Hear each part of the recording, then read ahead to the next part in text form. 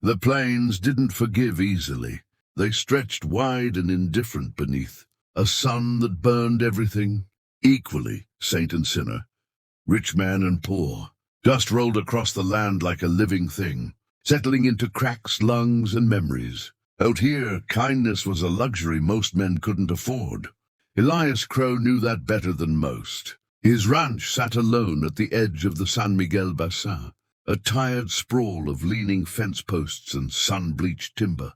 Once cattle filled these fields. Once laughter lived in the house. Now there were only a dozen head of scrawny cows, a barn that groaned in the wind, and a man who woke every morning wondering how much longer the land would tolerate him.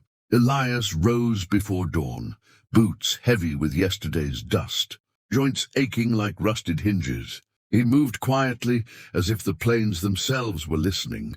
He poured water for his horse, Juniper, whose ribs showed too clearly these days. "You and me," Elias muttered, scratching her neck. "Still breathing?" "That's something." The world beyond the ranch wasn't kind to men like him. Railroads were coming. Cattle barons were buying up land with contracts and guns. And then there were the Apaches, spoken of in saloons in whispers, soaked with fear and lies. Elias didn't know what to believe. He only knew the land and the rules it demanded: survive or be swallowed. That afternoon, the trouble came riding in on the heat. Elias spotted the figure slumped near a dry arroyo while checking fence lines. At first, he thought it was a dead animal. Then it moved, barely. A man, Apache by his dress and braided hair, lay half-conscious, blood dark against the pale dust. An arrow shaft was snapped near his shoulder. His breathing was shallow, ragged. Every instinct Elias had screamed at him to turn around. Helping an Apache was a death sentence, according to men in town. The militia wouldn't ask questions. The cattle barons would use it as an excuse. And the Apache bands? They didn't forget debts, good or bad.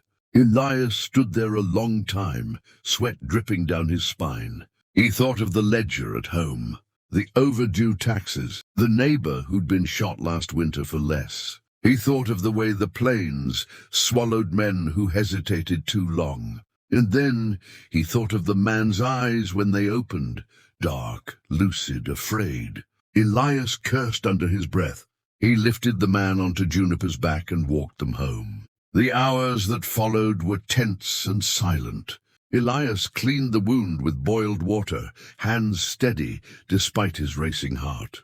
The Apache man never spoke, but he watched, always watching, measuring. At sunset, Elias handed him water and dried meat. "I don't want trouble," Elias said quietly.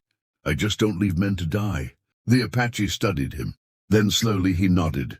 That night Elias barely slept. Every creak of the house sounded like a rifle being cocked.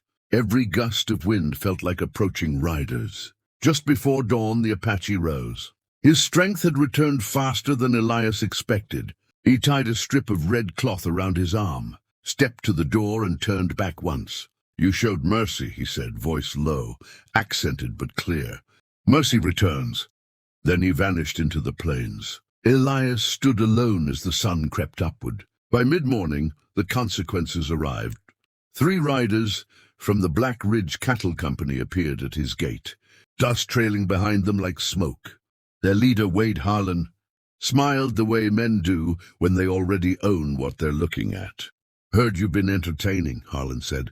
"You're helping the wrong kind of folk." Elias felt the noose tightening.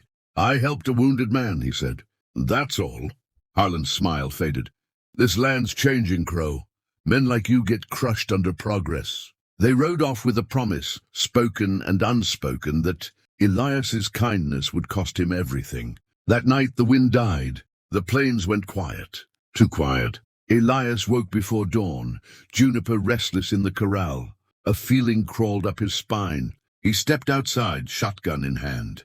Then he saw them. Shapes on the horizon, hundreds, then more. By the time the sun broke the edge of the world, 1,000 Apache warriors sat on horseback, silent, watching his ranch. Not attacking, waiting. Elias's breath caught in his throat. The plains had answered his kindness. And now the price would be paid. The Apaches didn't move. 1,000 horses stood like carved stone across the dawn-lit plain, breath rising in thin white clouds. No war cries, no raised rifles, just eyes, watching, weighing, remembering. Elias Crow felt his legs weaken. His shotgun hung useless in his hands. One wrong move could turn his ranch into a grave. Then a rider stepped forward. It was the man Elias had saved. His wound was bound in clean cloth now, his posture straight with pride. He raised a single hand, not in greeting but in warning. "We come for balance," he said, not blood. Relief hit Elias like a punch, but it didn't last. From the ridge behind the barn came the sound of hooves. Black Ridge men. Wade Harlan had returned, this time with rifles and greed in his eyes. He saw the Apaches and froze, panic flashing across his face before hardening into hatred. "This is your doing," Harlan spat at Elias. "You've doomed us all." The Apaches watched. They knew men like Harlan. They'd buried many. Before a shot could be fired, the Apache leader spoke again. Calm, final. "This land remembers kindness," he said, "and it remembers betrayal." Elias stood between two worlds, one driven by mercy, the other by power. The wrong choice would start a war.